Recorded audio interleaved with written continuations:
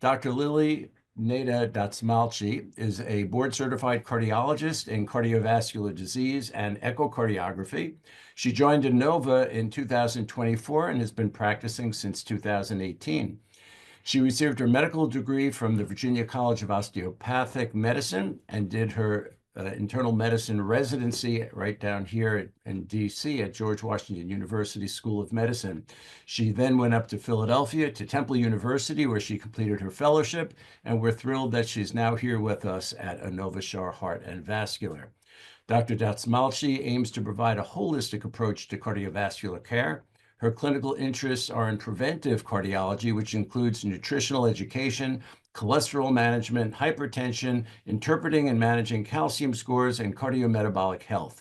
She is part of the Inova Shar Women's Cardiovascular Health section of the cardiology section and leads the menopause program at Inova, which includes a multidisciplinary team composed of specialists to provide individualized care during this transitional period in a woman's life. And this will be the topic of an upcoming Ask the Expert webinar this month. Dr. Dastmalchi uses evidence-based medicine to implement a holistic plan to help patients reach their health goals. She assesses their lifestyle, which includes eating, sleeping, exercise patterns, and habits that affect their cardiovascular health. She understands how cumbersome lifestyle change can be, so she works with patients to find a realistic approach to lifestyle and pharmacologic treatment when indicated. Dr. Dastmalchi sees patients at the Inova cardiology offices in Fairfax and Annandale and provides care at Inova Alexandria, Fairfax, Loudoun, and Mount Vernon hospitals. So I'm going to turn the program over to Dr. Dastmalchi. I'll ask her to share her slides, and I will be back at the end to assist with some questions. Thank you. Thank you, Dr. Levy. Thank you so much. Let me share my slides here. And first and foremost, thank you everyone for spending your evening with me. I know we're all snowed in, so hopefully this will be a fun little hour of time for you and informative at this time. So again, I'm Dr. Dastmalchi. I'm Lily. It's such a pleasure to be here this evening and speak to you guys about a topic that is very near and dear to my heart as a preventive cardiologist, is the impact of these weight loss drugs and whether they do protect your heart. So let's get started. I have no significant disclosures. Oh, sorry. And I'm a big fan of the New Yorker. I think their cartoons are very comical and witty, so I figured we'd just start the hour with some laughter and get started from there. So there are some goals I have for this talk, and it's for you guys to leave as experts on these drugs. First, I want to define what is cardiovascular health. We talk about this a lot as cardiologists, and I think as a patient, it's incredibly important to understand the medical terminology because it does impact your treatment plan. I want to talk about the relationship between weight and cardiovascular health. And I want to talk about how new these drugs really are. I've had a lot of patients ask about that, so we'll get into that as well. Talking about their safety profiles, of course, and then which GLP-1As are currently FDA approved for weight loss, what trials have shown benefit in cardiovascular disease, what weight-related conditions are now FDA approved for these treatments of these drugs, and then who should be considered to take these medications, and ultimately, what are some things to know about them, so things to look out for. So first, I want to define cardiovascular disease. I think it's something that as a physician, I use the term a lot seeing with my patients, and then I switch it to, heart disease or vascular disease. And they're not exactly the same thing. So I think as a patient, it's important to know what we mean or what it means when your cardiologist says cardiovascular disease. So first, what is cardiovascular health? So that's the health of the heart, the cardio, and the blood vessels throughout your body. That's the vascular component. So it's really from head to toe. We have vessels that go through our brain, our stomach, our legs, and our heart, and surround our heart and go in our heart as well. So cardiovascular disease is the disease of the heart and blood vessels that circulate through our entire body. So as a cardiologist, we are in our I'm not, or, Dr. Levy, our team is not solely just focused on one organ. We're thinking about every organ as how our vasculature is affecting their function. So cardiovascular disease includes coronary artery disease, which can be related to, getting a stent or having a heart attack. Peripheral artery disease, stroke, mainly ischemic stroke, meaning stroke that's from the vasculature. Arrhythmia, such as AFib or atrial fibrillation, which is the most common. Heart failure, congenital heart disease, deep vein thrombosis and pulmonary embolisms, and then aortic disease as well. So what do weight and cardiovascular disease have to do with each other? So increased weight, which was previously defined by BMI or body mass index, and I'll get into that in a moment when I say previously defined, is known to increase the risk of heart disease. Increased fat around the midsection or waist is a risk factor for cardiovascular disease. And recently, the Lancet, which is the top tier journal in clinical medicine, the Lancet and New England Journal. The Lancet came out with a paper in the end of January, so a few weeks ago, that redefined what obesity is. So it's not just BMI, body mass index, because we know people may have a high body mass index, but they're mainly made of muscle. That's not typically the issue in America right now, but that it can affect your BMI and raise it. So what they're saying is that you can have a high BMI, but you should also have a high waist circumference, a low waist to hip ratio, a waist to height ratio, or use imaging modalities to show that you have higher adiposity or fat. If you've been a patient and come to my clinic, you will have your waist measured. I've been doing that since my fellowship training. I used to do it myself, and now at Inova, my wonderful team does it for me, to make sure I'm getting a good assessment as to what someone's risk factors are and what their cutoff for obesity truly is. And why does that matter? So let's say you have a high waist circumference or high BMI, and why does that even mean with your heart disease? Well, it's been shown in multiple studies that it increases inflammation in the body, so higher amounts of stress. It's related to liver dysfunction. So the number one cause of cirrhosis now is actually from obesity. It's no longer from alcohol use. High blood pressure, high cholesterol, diabetes, arthritis, heart failure. I mean, the list goes on into all the implications of what obesity does to the body. So talking about waist circumference a little bit more, I do want to give a nice image, and so you guys can understand exactly what do I mean by looking at someone's waist circumference. Well, it gives us an insight as to someone's visceral adiposity, which is essentially just fat surrounding your organs. It's not the subcutaneous fat that you're seeing physically. So when you look at the image that gives you the slice of the body, I'm sorry if it's a little bit too much for you guys, but you see that yellow that's kind of surrounding the intestines, the kidney, the liver, that's all adipose tissue. And that is the tissue we are concerned about and is linked to higher cardiovascular disease. The subcutaneous fat is that small amount of fat that's surrounding the body. And that isn't, that's not necessarily, that's not a higher risk factor for cardiovascular disease. So when we measure someone's waist or compare their waist measurement to their hip measurement, which we typically do for women going through menopause, it gives us an insight as to someone's cardiovascular disease risk. To measure it accurately, you want it to be below the ribs, above the hip bone, and right above your belly button. You can use a tape measure and kind of measure it there, and anything above 40 inches for men or greater than 35 inches for women is an increased risk factor for the development of cardiovascular disease. So we're going to talk a little bit more about obesity and heart disease and the obesity epidemic that's been affecting the world. This image is really nice. I kind of took it from Johns Hopkins, but essentially what they're showing is that, every 10 years someone spends in being overweight or obese, they have a higher risk of damaging their heart, more so than the person who has been having a normal weight during that time frame. So that's something to really resonate with the individual.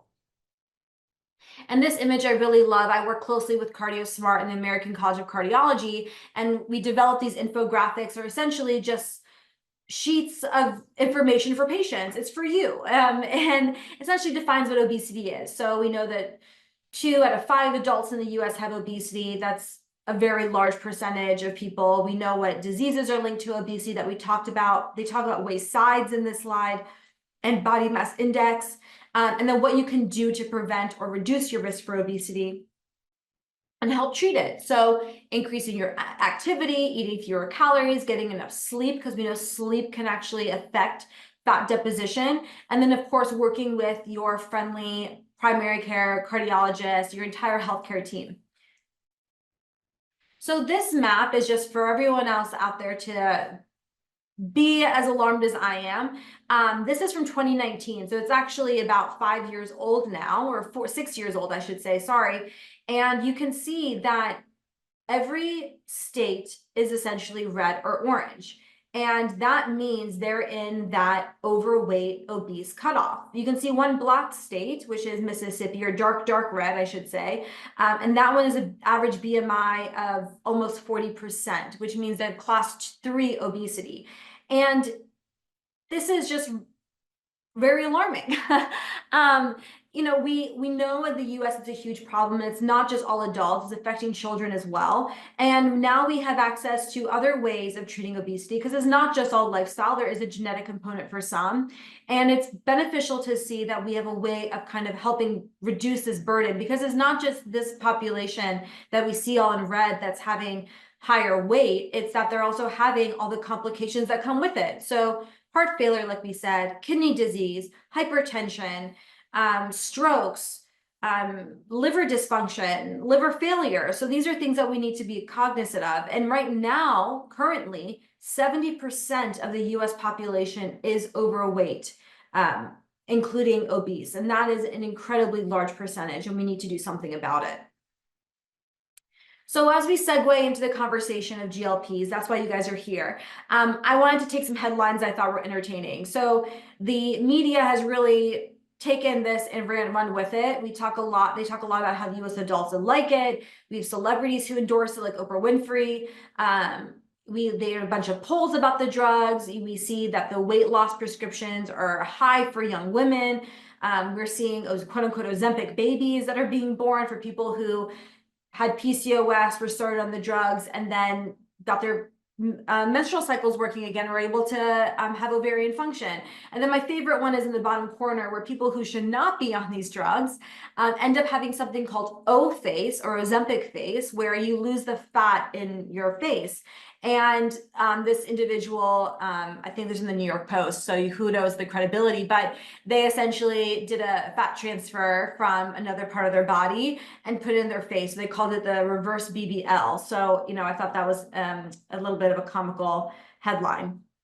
Now, the question is, and I get this a lot from my patients, is this a new drug? You know, it's new in the media. We see it a lot in the media, and that was really from 2023, 2022, we saw it a lot kind of pop up in the media about all the weight loss benefits of these drugs. But really, they were first discovered over 30 years ago. 1984, it was first discovered, a GLP-1. And 20 years later, it took 20 years for FDA approval for the treatment of type 2 diabetes. And that was for exenatide.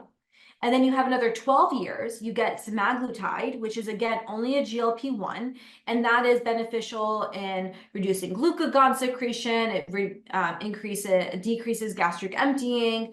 So again, it has those beneficial components when it comes to diabetes management. So semaglutide, exenatide were approved for the FDA for diabetes and reducing risk of cardiovascular disease. So we knew since 2017 that these drugs did help people with diabetes and cardiovascular disease, but we didn't know the benefit of people without diabetes. And that's where some of the trials will come up, and I'll talk to you more about that.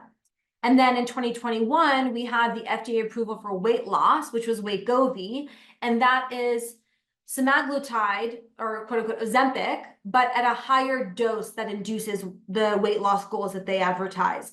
And then we also in 2023 had Zepbound, also known as tirzepatide, that was originally a drug for diabetes. It has its GIP component, which is known as the gastric inhibitory polypeptide. I'm not going to ask you to remember that, but essentially it further induces more weight loss and more diabetes control. And that drug was FDA approved in 2023 by the FDA. So let's go into the trials. And I don't mean to make this a little bit too sciencey for you, but I think as a patient, it's really important to understand where this information is coming from when your cardiologist is saying, I need you to be on this drug, it's not because we're looking at the FDA and they say do this. It's because before the FDA even approves these drugs, we're aware of the trials that are happening and what they've shown. Because, you know, we go to these conferences, we talk to individuals, we look at the research. So I want to educate you as the patient who may be on these drugs or maybe considering these drugs, where this information is coming from and why as cardiologists, we're excited about them. So the first trial that showed weight loss benefit was with semaglutide. Remember, that was FDA approved in 2021, and it ran for about 2 years. And this actually ran after its FDA approval for diabetes management. Remember, that was 2017. It had about 600 patients. They were on the drug for 68 weeks, and it was people on semaglutide versus no drug for weight loss. However, both teams or both groups had hypocaloric diet, so low calorie diet. They had behavioral health therapy as well. So they were being monitored in their eating behaviors and being treated for that. They had exercise regimens and they had meal plans delivered or provided for them. So it wasn't a trial where they're like, okay, one person does whatever they want to and the next person is just going to get the drug and we see what happens. No, both groups were monitored. They both had the exact same lifestyle intervention because lifestyle still matters. And then one group got the semaglutide. And what they found was that they had a greater weight loss benefit.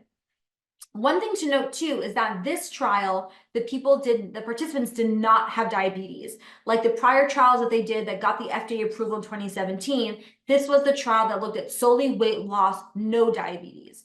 And with maximum dose semaglutide or maximum dose Wegovy of 2.4 milligrams weekly, had the greatest weight loss benefit, about 16%. They also found improvements in the cholesterol panels, A1C, waist circumference, blood pressure. So it's really one of those trials that showed not only are we getting weight loss, but we're actually reducing cardiovascular risk factors by changing all the cardiometabolic dysfunction. The next trial I want to talk about is the SURMOUNT-4 trial. And that one essentially also looks at weight loss, but it was using tirzepatide, the GLP and the GIP component. And that was a little bit after the step 3 trial. And again, they also had lifestyle intervention. And these participants, again, did not have diabetes. And also, I didn't mention in the prior slide, but the BMI cutoff was greater than 30, no comorbidities, just only obesity, or greater than 27 with a weight-related comorbidity, meaning hypertension, high cholesterol, sleep apnea. These were all part of that group. And what we found was weight loss benefit. Tirzepatide at either 5, 10, or 15 milligram doses, you got great benefit of these drugs. The average is about 25.3%, but you can even go higher than that because, again, that's the average. And that's an astronomical amount because with bariatric surgery, you get about 33% reduction. And tirzepatide, you can get about this a little bit lower than that. But still, this astronomical just a medication that's less invasive. And then you also had improvements in the cardiometabolic parameters, such as your lipids, your A1C, your waist circumference, and your blood pressure. Then we go into the SELECT trial. This is when cardiologists got really excited. I mean, I got excited about the weight loss benefit with the other drugs, but SELECT really got people talking. And this came out, was released at American Heart Association in 2023. And it was shown to lower the risk of cardiovascular events in people with obesity or overweight. And what exactly are these events? These events are stroke, they are non-fatal heart attack, and death. So those are the events they're looking for. And these are people with known cardiovascular disease. So you already had cardiovascular disease. And what this trial is looking at is, if we help people who have cardiovascular disease lose weight, can we prevent the risk of another event? Because when you have one heart attack, you're at risk for a second one. So this trial was trying to see, can we lower that risk of having another event like that? And again, these people did not have diabetes because we already know that these drugs benefit people with diabetes and cardiovascular disease. So this was a much bigger trial than the other two we looked at for weight loss. There's over 17,000 people enrolled, an average of 60 years, more males, so 72.3% were male. And the results showed that, yes, you had weight loss benefit over the 4 years, but most importantly as well, you had 20% reduction in those major cardiac events. So that was really, really impressive and got people excited and realizing that this is not just a weight loss drug. This is a cardiovascular drug. So as cardiologists, we are able and should be prescribing these to our patients. Next, the same group, they did the semaglutide in heart failure with preserved ejection fraction in obesity. And preserved ejection fraction means that your heart function is more, well, how do I phrase this? So there's two types of heart failure. Well, there's more than two types, but the blanket term is there's heart failure with reduced ejection fraction, meaning your heart muscle, cannot pump as strong and vigorously. And then you have heart failure with preserved ejection fraction, which is predominantly linked with obesity. And that means that your heart can squeeze normally, but it's unable to relax normally to allow proper filling of the ventricle. So essentially you have a heart that's pumping normally, but the cup is stiff and it can't relax. It just overflows.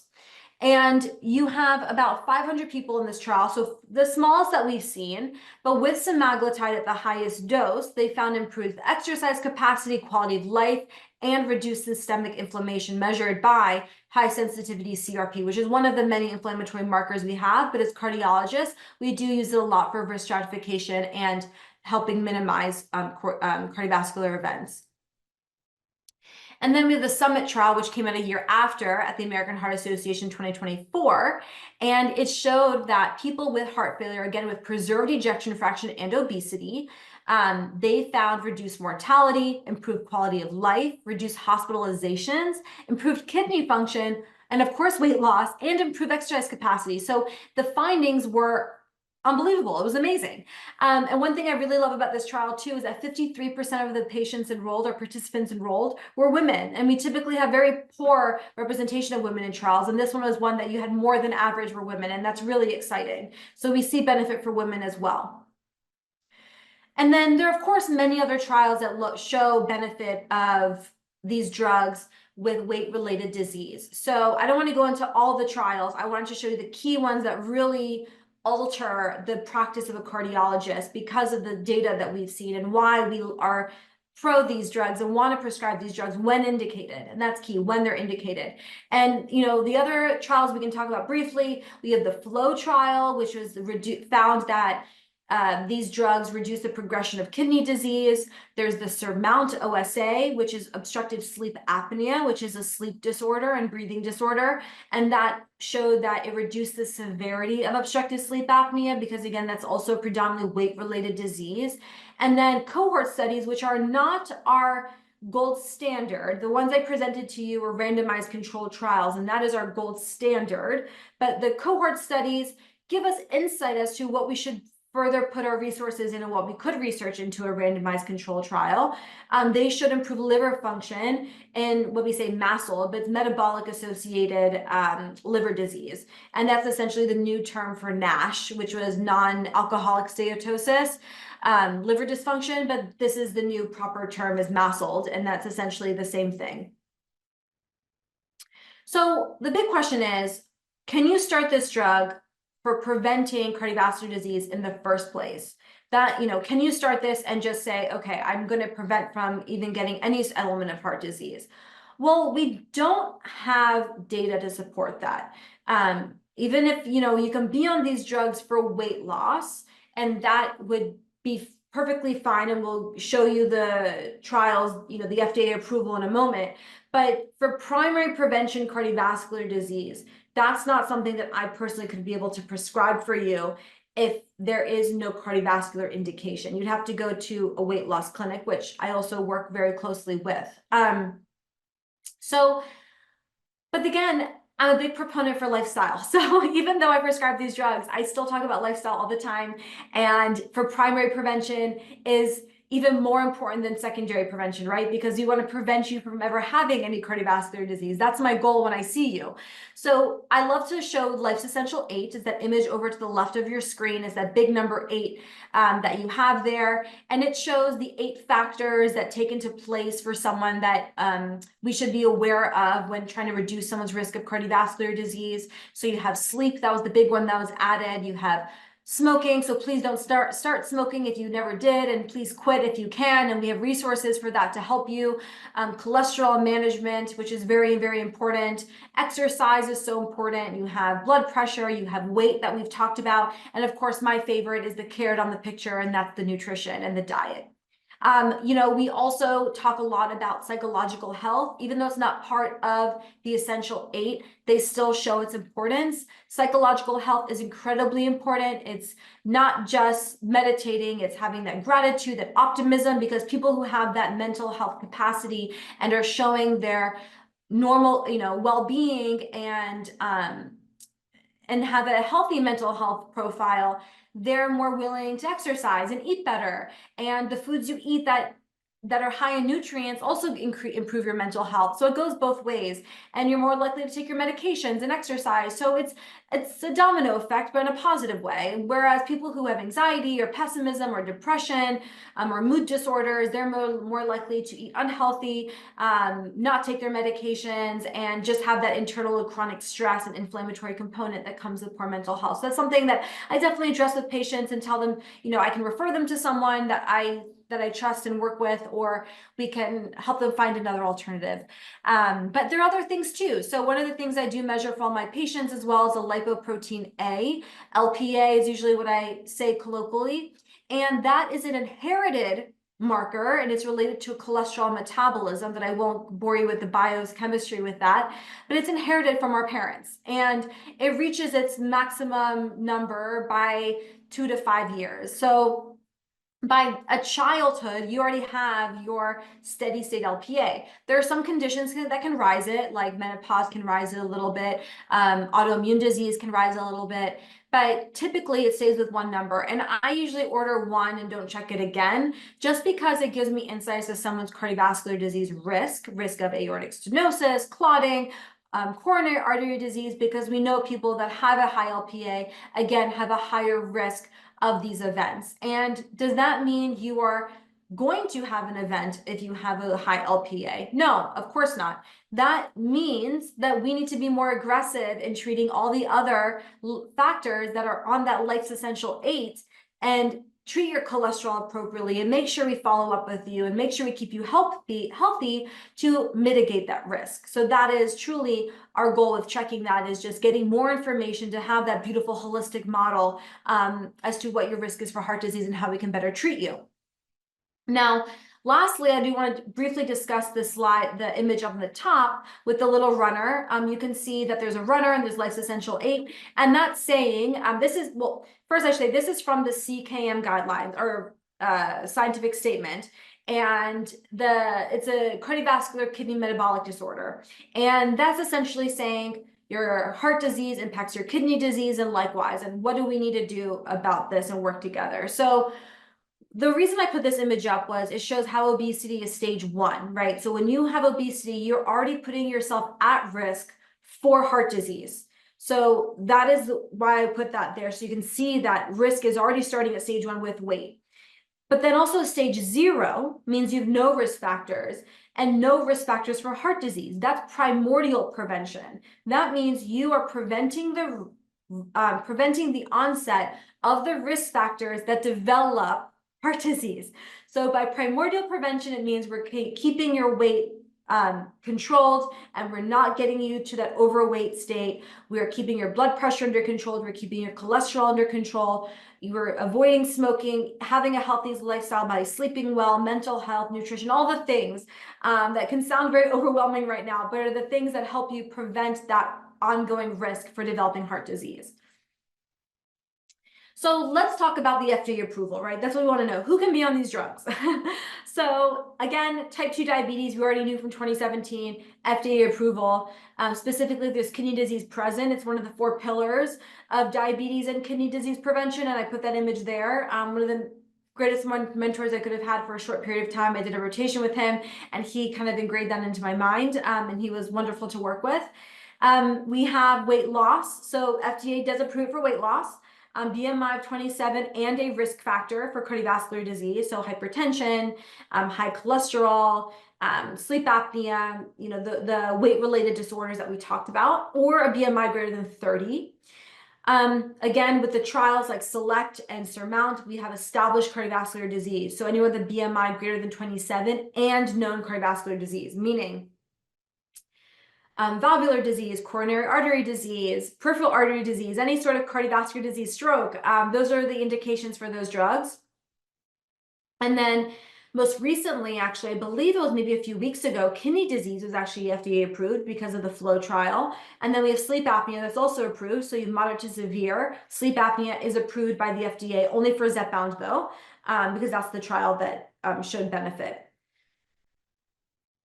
And one of the last things I want to talk about is, so you're on a GLP-1, right? This is the most important thing. And this is what I spend a lot of my time talking to my patients about is you're on this medication. Well, what do you need to know? And unfortunately, some of them do tell me they weren't informed of a lot of this. And some of it does affect their decision whether to be on these drugs. So this medication is lifelong. It's similar to your aspirin if you've had heart disease, or coronary artery disease is similar to your statin if you've had cholesterol and heart disease, similar to maybe your blood pressure medication, or autoimmune. If you have autoimmune disease, it could be just like that. So it's a medication you're on for lifelong. Obesity is a disease. And if you stop the medication, the trials have shown that you regain 2/3 of that weight in less than a year. That's a lot of weight and very fast. And that's also dangerous. So I really tell patients that you have to really be invested in taking this medication because the weight rebound is pretty staggering. There are some symptoms to know about. So nausea, reflux, constipation. Those are symptoms that typically go away as your body gets adjusted to the medication. So essentially, your body is comfortable in its homeostasis. Well, let's say everyone's balanced in an ideal world, and you inject a medication. And again, the injection is incredibly small, very, very tiny. A lot of people don't feel it. And let's say you inject the medication and you're putting a new object or particle, I should say, in this environment. So your body is kind of adjusting to this new environment that it's in, right? It's been happy, go lucky, it's been staggering, I mean, it's been at a steady state, and then you put in a new medication and your body needs to adjust. So initially you can have some nausea, some reflux, some constipation, but typically as your body builds an adjustment to this new environment with this medication, these symptoms typically get better. If you have headaches, that's also something to be cautious of. And then endocrine wise, it can cause low blood sugar because it is a diabetes medication. Some contraindications for this is MEN syndrome, which is an inherited disorder that's a neuroendocrine disorder, pancreatitis, ketoacidosis, pregnancy, and medullary thyroid cancer. And then ultimately, this is I believe my last slide, but I know I talked about a healthy diet before, but I'm going to talk about it again. So we have Life's Essential 8 on the left. It again, just ingrain those images in your mind. Those are the 8 things you need to live a healthy life. Of course, you need more than that, but those are the things we found in our research and our data that show that we need those components in addition to good mental health. So when you're on these medications, one of the big things that I feel as though patients aren't informed of is the importance of weight resistance. So the science of weight loss is you eat less calories, your body doesn't burn the fat first, it burns the lean muscle mass first if you're not exercising and doing weight-bearing exercise or weight resistance exercise. So when you're on these medications, they cause faster weight loss, so you lose more muscle mass at a faster rate. That is incredibly important because you need muscle mass to sustain a healthy life and physiologic state. You can't just have sarcopenia or muscle wasting. So it's incredibly important to do weight resistance exercise while on these medications. Additionally, you need to increase lean protein intake. So that doesn't mean going off and doing an Atkins diet. We'll get into nutrition in a second, but that means having lean protein, or I tell my patients if they're going to consume dairy, I typically say, minimize that a little bit, but the dairy source I do advocate for, say you should eat is, let's say Greek yogurt, non-fat Greek yogurt, or non-fat skyr, because you get 21 grams of protein per serving, 0 amount of fat, low amount of calories, and like 3 grams of carbs. And you get probiotics. So it's a great food source. And probiotics, again, impacts cardiovascular health, and that's a whole other lecture on its own. But your probiotics matter not only for your mental health and your brain health, but also mainly also for your cardiovascular health and for your heart health. So again, I recommend lean protein or plant-based proteins like beans. You know, if someone's having constipation, having some more fiber could be helpful. Having a little bit of that carbohydrate from the beans can also be helpful, and also having that protein source. Eating smaller meals is incredibly important. I would be cautious of eating large meals or one meal a day. Time restricted eating I don't recommend that for my patients. I typically say have, 2 to 3 meals a day. If you need to do a snack, that's fine, but make sure they're small and you're not laying down afterwards, because that can increase the reflux too, because you have that delay. So don't eat late either. So those are the things I talk about. And then, of course, having a plant-forward Mediterranean diet. I have this food pyramid here. I'm so passionate about nutrition that I made my own food pyramid. I wasn't super pleased with the ones, excuse me, pardon me. I wasn't super pleased with the ones I was finding online, so I made my own as a fellow. And essentially, you see an abundance of vegetables, abundance of legumes and plant-based proteins. You see the exercise, the sleep, those things should be in abundance and in a healthy amount. Whole grains. Quinoa, again, excellent protein source if you want something grainy and comforting. That's a great one. Fruits, again, in moderation. And then you can have some poultry, some eggs. Fish is a great protein source that I advocate for. Almonds and oils, again, low to moderate amount. Those are high fat components, so you can't eat as much, and they're incredibly calorie dense. So if you're looking for weight loss, I wouldn't snack on a lot of nuts like cashews, for example. One of the things I do want to say do not do is eat high fat, greasy foods. When I was in North Philadelphia prescribing these medications, it was amazing how my patients just gravitated towards the Mediterranean diet. They couldn't eat fried chicken. They couldn't eat the fast food anymore. And that population was different in many ways, but it was really nice to see that they were actually craving foods that were just better for them, not just heart-wise, but reduce risk of cancer, risk of mental health, improve gut microbiome. So it was really great to see that altering shift. I would not skip meals. Like I said, time-restricted eating is not really advised with these drugs. You want to make sure you're meeting your protein goals. Additionally, for women going through menopause, I don't recommend time-restricted eating just because, again, you also have higher protein goals during that time of life. And it's shown in studies that it actually alters your hormones in a negative way. So time-restricted eating is actually not very good for women. I would not stop your other medication. So like I said, in the trials, we saw that they had lower cholesterol, low blood pressure, better diabetes control. But I would not stop anything unless indicated by your doctor and you're in close communication with the prescriber and your healthcare team. One thing that's coming out in the media, and I know there's a shortage of these drugs, which makes it very difficult at times, but there's compounded medications or mimickers. I would not, as a prescriber, I do not recommend my patients do that. It's very, I want to say hit or miss, but it's essentially, compounding pharmacies are used for people who have allergies to certain components of a drug. So you send it to a compounding and they can kind of take the allergens out.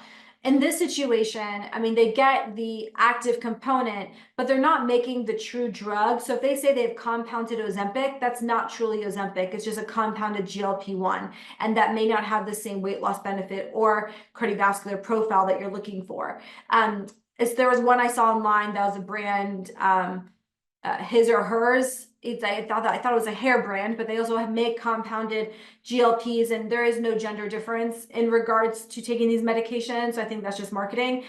If you do use a compounded pharmacy, so typically they're not FDA regulated, which is why we don't recommend them, right? We don't recommend supplements for weight loss as well, because they're not FDA regulated. However, there are some compounded pharmacies that do have FDA regulation and are actually supervised by the FDA, but it's very few that do that. So I personally don't know of any right now, but I would also stay away from doing something like that with a GLP, especially something that is a lifelong medication like that. And unless there's an allergen or something in the drug that bothers you, that we would have to take that out and take it to a specialty pharmacy. And then lastly, you reach your weight loss goals, you're feeling good, you're eating well, you're sleeping great, you're building muscle, you're doing all the right things, and you're taking this medication, and you're like, I don't need this anymore. I stopped my hypertension medication. I stopped my lipid medication. I'm going to stop this medication because I feel great. Please don't. Don't stop this medication unless advised by a prescriber or unless you're having reactions to the drug that make that having a site reaction or a systemic reaction to it. But I would definitely talk to your prescribing doctor and work closely with each other and see whether it's the right thing to do. But again, thank you guys so much for taking the time this evening to spending the time with me in your snow day with me tonight. I hope you guys were able to learn some pearls. And if you have any questions, I'm more than happy to answer them. Wow, that was a lot of information to take in. You're all gonna get a recording and a copy of the slides. Lily, if you can take your slides down, that way our pictures will be a little bit bigger. Sure. There are a lot of questions and a lot of people, and we don't have a lot of time. So I'm going to do the Sorry best about I that. can to kind of group these questions into sort of general topics. And I apologize if I don't get to all of your questions. Certainly, you can feel free to make an appointment to see someone and go over this stuff. But um, one group, you've addressed this, but I think a lot of people still ask it like, well, if I'm going to be on one of these medications, am I really committing to a lifelong drug? Or can I just use this to get started? And then I promise I'm going to change my diet and I'm going to start to exercise, but I just need to get the first 10 or 15 pounds off.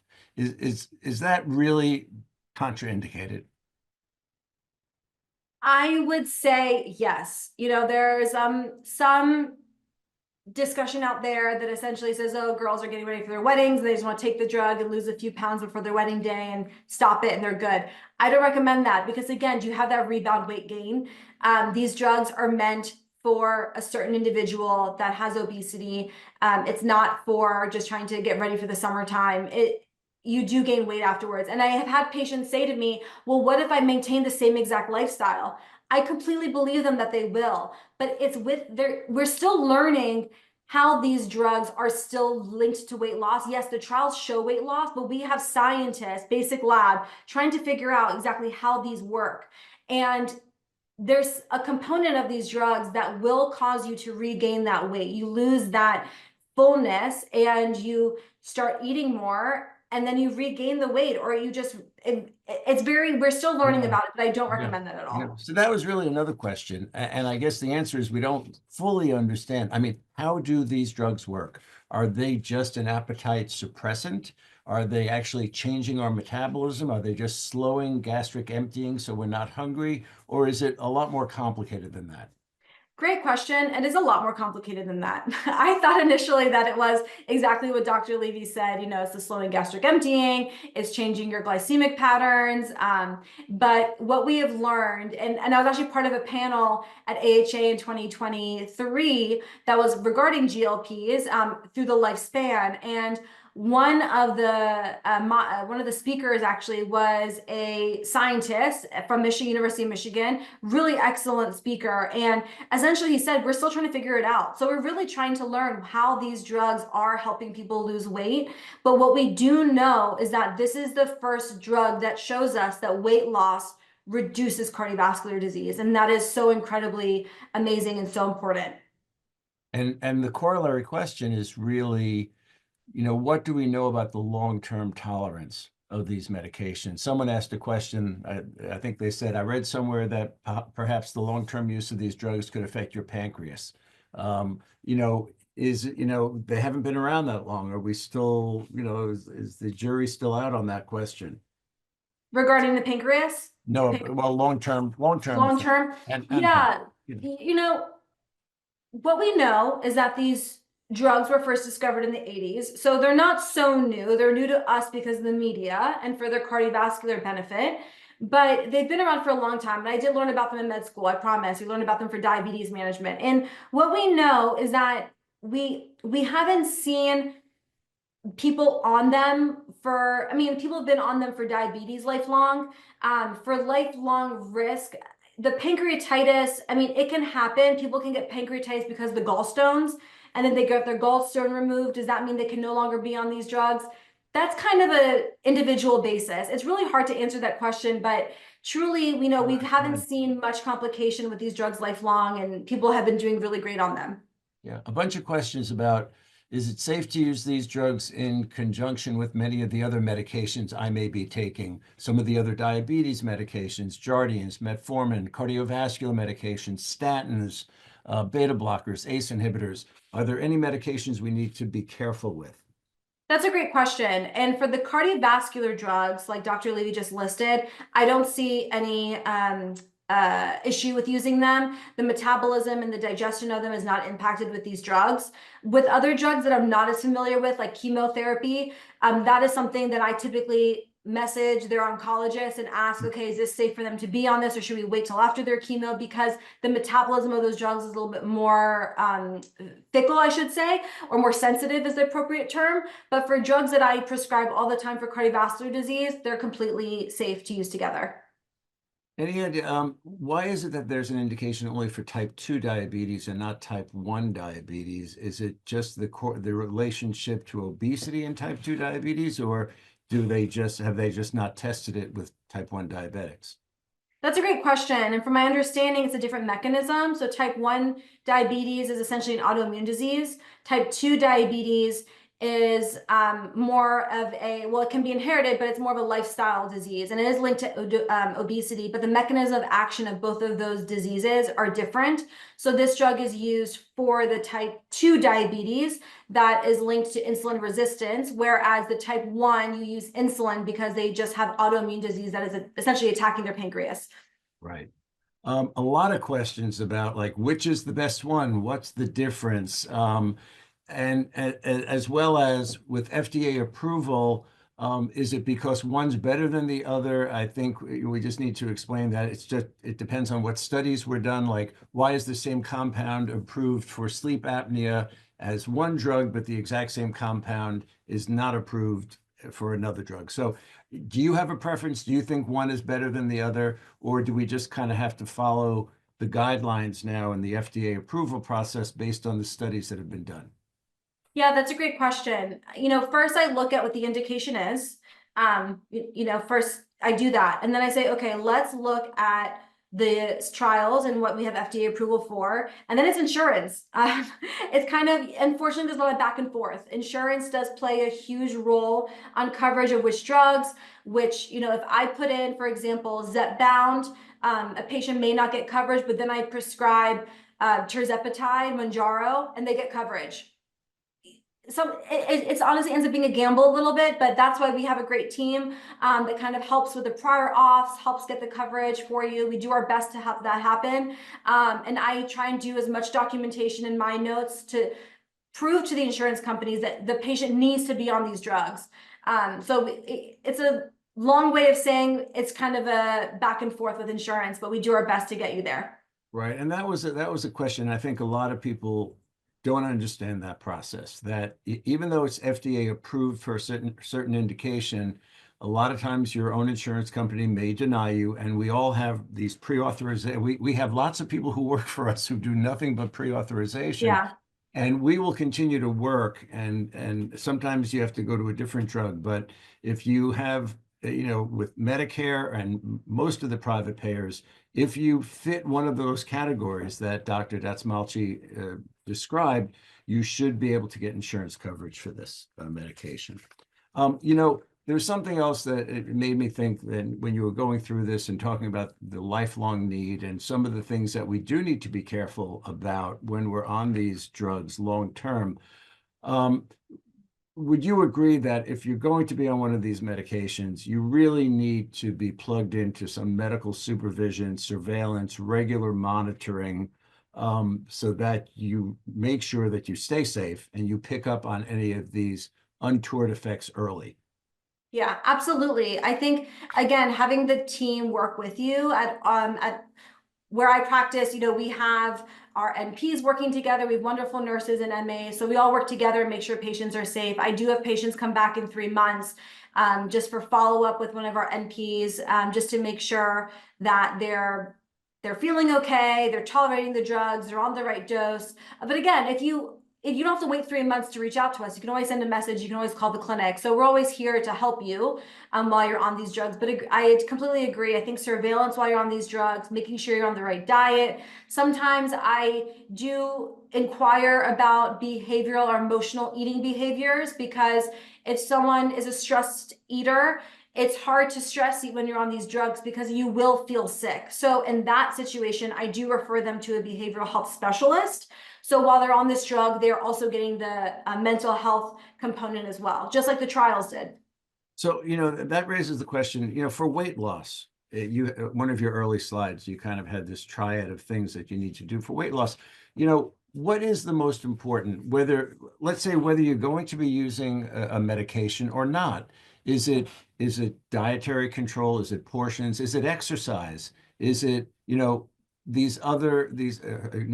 sure you don't have obstructive sleep apnea, you're getting adequate sleep, looking at the life's essential aids.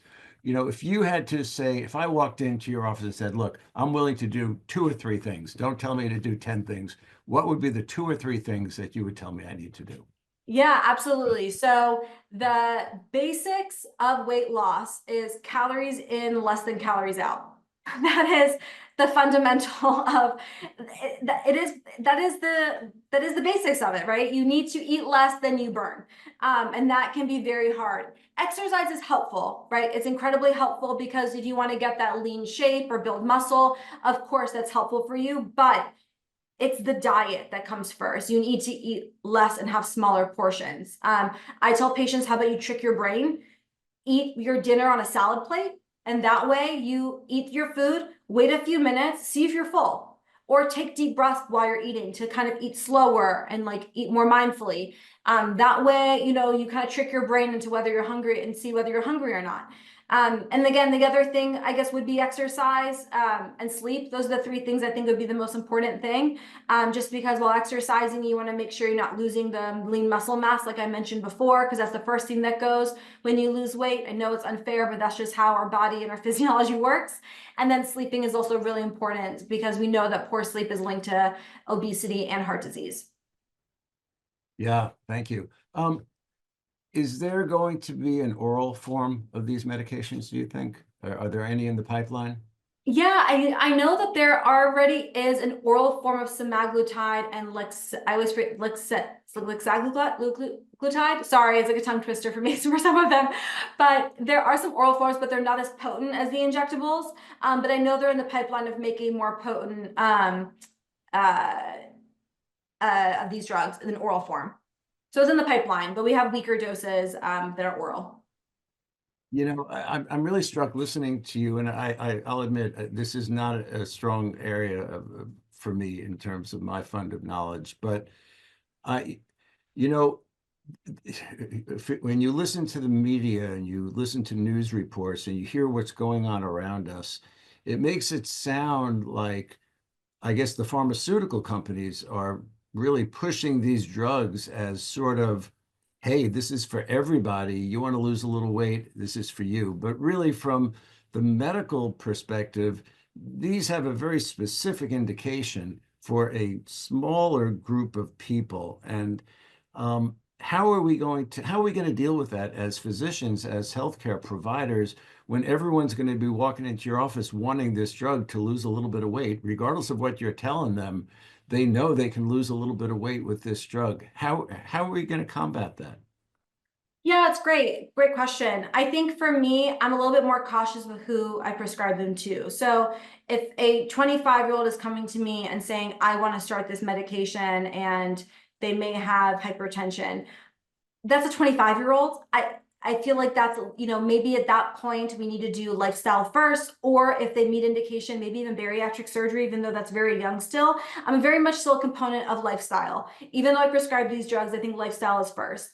If people come in to me and they're like, I just want to lose a few pounds because I'm a size 6 and I want to become a size 2, No, I just say no, you don't meet indication. And I will tell them that this is a lifelong drug you're putting yourself through that is not going to give you any benefit in the long term, right? If you meet the indications for these drugs, we know that long term, we are lowering the risk of cardiovascular disease. That is why we like these drugs as cardiologists. And that's why we prescribe them for people knowing that they're a lifelong drug. If it's someone who doesn't have cardiovascular disease or is not at risk, I don't prescribe it for them. So is there a lower age cutoff for these drugs? No, No, I there's not. believe you can use these drugs for children that have type 2 diabetes, from my understanding. Right. Pediatric dosing makes me nervous because all weight-based, but that's from my Sure. understanding there is indication for Sure. that. This question's been put in a couple of times, and I think we've addressed there are not that many contraindications for other medications, Mhm. especially most of the cardiovascular medications patients are on. But there is one question, I guess, if someone's developed some myositis from statins, so muscle inflammation, and you're Mhm. talking about taking a drug that you have to inject, is that a problem? Or this is a subcutaneous injection, right? Not Yeah, intramuscular. yeah, So yeah, you want to explain exactly. the difference there, is how that works? Yeah, yeah, absolutely. Great question. So with injecting these drugs, you put it into your belly where there's more fat tissue. So you just kind of pinch a part of your belly, inject it. I've had patients tell me they don't feel a single thing. Again, I think patients just don't tell me as much because they're so excited about the weight loss benefits. But they tell me that it's fine, and I believe them.